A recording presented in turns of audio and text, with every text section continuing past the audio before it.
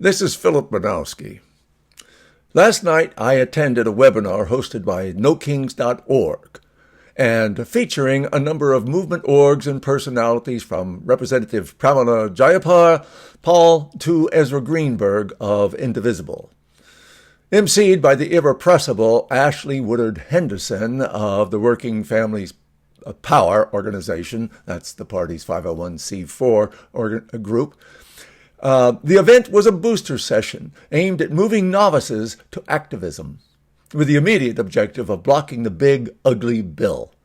Those interested in graduating into activism can find many on-ramps at nokings.org/next. While many partners of the July 14th rallies, such as Jewish Voice for Peace, are strong anti-Zionists, others tend to be milquetoast or, quote-unquote, focused on domestic issues. I can understand the emphasis on volume of participants and immediate objectives. I began these daybooks with the immediate objective of promoting my novel in verses, Jacobo the Turco, whose themes include exile, exclusion, war, and the braided river of human solidarity. With such thematic material, I cannot ignore the way Israeli propaganda dovetails with a shift toward fascism in the USA. The kathiyas I've seen in Indivisible's actions in Delaware and D.C. attest to the support for Palestinian liberation among the movement's rank and file. Of course, leaders from my side of the political landscape have been largely absent from these mass actions, ceding the ideological discourse to corporate Dems and even Israel exceptionalists, progressive except for Israel. Rather than belabor the topic, let's return to the poem I excerpted in yesterday's daybook, An American Oasis. We had watched our 9-year-old hero, Jacobo, a child of indigenous and Lebanese parentage, sliding down the muddy cloud-forest slopes above the Rio Papachacta to explore the garage at an American pumping station along the Trans-Ecuador oil pipeline. By the way, I made a mistake in my reading yesterday when I referred to a baseball key when I meant basketball key. My 81-year-old Philly fanatic brain editing my words. What a clown. So, where we left off. Oh, yes. Behind the house, oblivious to me, the engineer enjoyed his tea, while with smiling windows and double doors, his American garage invited me. Down through ankle-snaring sheets slid I, Nuestra Senora, to an unwelcoming whirl of razor wire.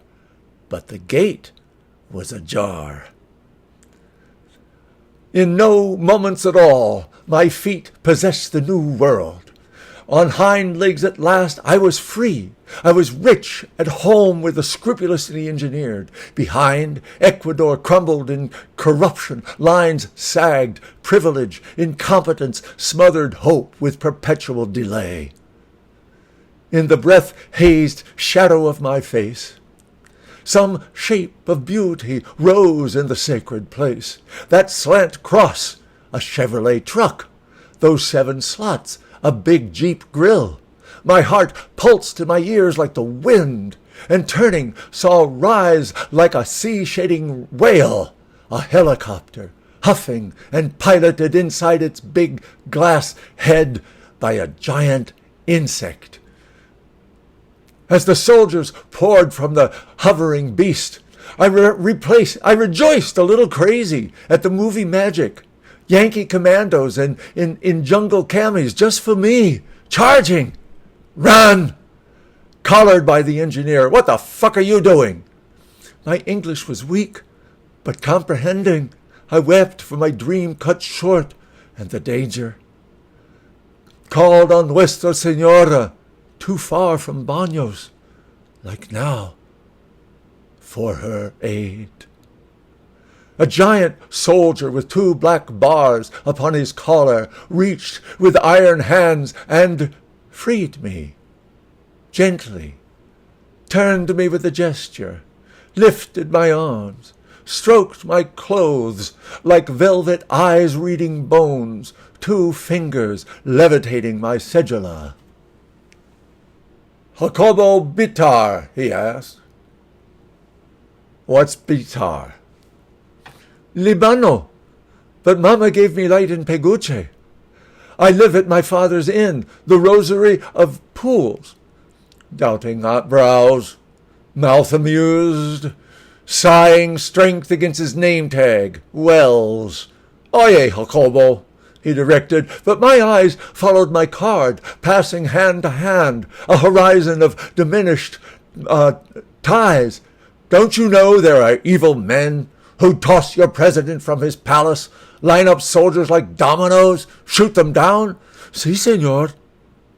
No, senor. Gave me tea with ice cubes adrift like moons in clouds, cold and sweet. At last his iron hands lowered me into the engineer's jeep, and with scuffles and grunts the soldiers mounted the wheezing machine as it coughed into life and wheeled over thrashing trees out of sight. Said the engineer, "Get out." "My cedula," I cried, and prodded by the 7-slotted grill, and prodded again in retreat. At the gate he flung my cedula into Ecuador dirt. The latch laughed as it fell with a clank. The garage yawned itself shut. Thank you. Have a great day.